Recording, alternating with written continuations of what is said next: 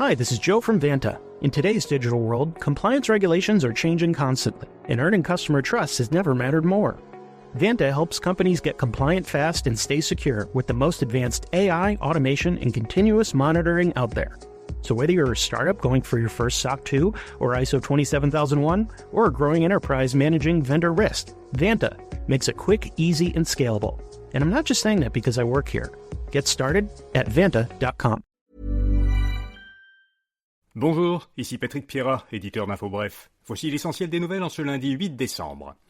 Les négociations ont repris entre Québec et les médecins de famille. François Legault a rencontré vendredi le président de la Fédération des médecins omnipraticiens du Québec, le docteur Marc-André Ammiot.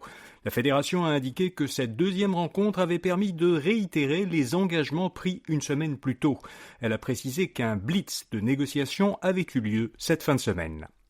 Legault a également rencontré le président de la Fédération des médecins spécialistes du Québec, le docteur Vincent Oliva.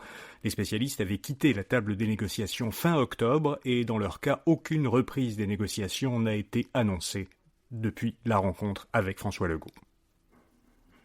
Le gouvernement du Québec veut colmater ce qu'il considère comme une brèche dans la législation, à la suite d'allégations d'achat de vote au Parti libéral du Québec.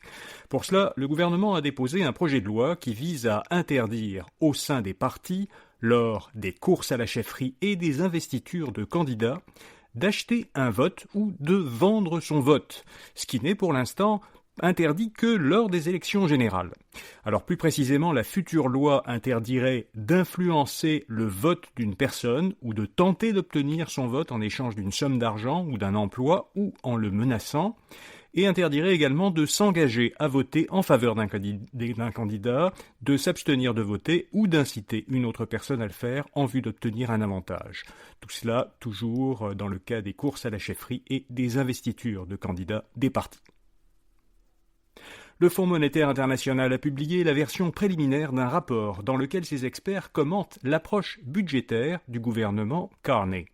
Le FMI affirme que le gouvernement fédéral a raison de vouloir augmenter ses dépenses d'investissement et réduire ses dépenses de fonctionnement. Les experts du FMI estiment toutefois que le gouvernement devrait maintenir un engagement clair de réduire la proportion que la dette nationale représente par rapport au produit intérieur brut, le PIB du Canada. Dans son premier budget présenté cet automne, le gouvernement Carney s'est plutôt engagé à réduire la proportion que le déficit représente par rapport au PIB et aussi à équilibrer son budget de fonctionnement. Parce que bien sûr, le déficit peut diminuer, mais tant qu'il y a un déficit, la dette, elle, augmente et elle peut augmenter plus vite que la taille de l'économie. Les pilotes d'Air Transat ont déposé un préavis de grève. À défaut d'une entente, une grève pourrait être déclenchée mercredi. Les 750 pilotes d'Air Transat négocient leur contrat de travail depuis près d'un an. Selon leur syndicat, ils demandent une rémunération, des avantages sociaux, des règles de travail et une sécurité d'emploi conformes aux normes de l'industrie. La compagnie aérienne a indiqué que le préavis de grève la force à prévoir au cours des 3 prochains jours un arrêt progressif de ces opérations. Alors les personnes qui ont un vol prévu dans les prochains jours avec Air Transat peuvent annuler leur réservation et obtenir un crédit qui sera valable pendant 12 mois. Le taux de chômage a diminué le mois dernier au Canada de 0,4 points de pourcentage pour s'établir à 6,5%. Cette baisse est, comme celle qui avait été annoncée le mois précédent pour octobre, une surprise pour une majorité d'économistes qui s'attendaient plutôt à une stabilité. Au Québec, la baisse est un peu moins prononcée. Le taux de chômage est passé de 5,3% en octobre à 5,1% en novembre. Nemaska Lithium met en pause son projet minier. L'entreprise, qui est détenue par Investissement Québec et Rio Tinto, veut transformer du minerai de lithium dans une future usine à Bécancour, une usine qui est attendue pour la fin de l'an prochain. Nemaska Lithium comptait y exploiter du lithium extrait du complexe minier de Wabushi au nord de Chibougamau, dans lequel elle est impliquée. Mais selon plusieurs médias, Rio Tinto investirait plutôt dans le projet Galaxy, qui est situé plus au nord pour alimenter l'usine. Or, le projet Galaxy n'est pas détenu par Nemaska Lithium. Alors, cela suscite des questionnements sur l'investissement de près de 1 milliard de dollars qui a été fait dans l'entreprise par le gouvernement du Québec. Netflix veut acheter Warner Bros. Pour 72 milliards de dollars américains. Cette méga transaction, si elle se réalise, permettra à Netflix d'ajouter à son catalogue de nombreux films, dont ceux des univers Harry Potter et DC Comics, et les séries de HBO, dont Game of Thrones.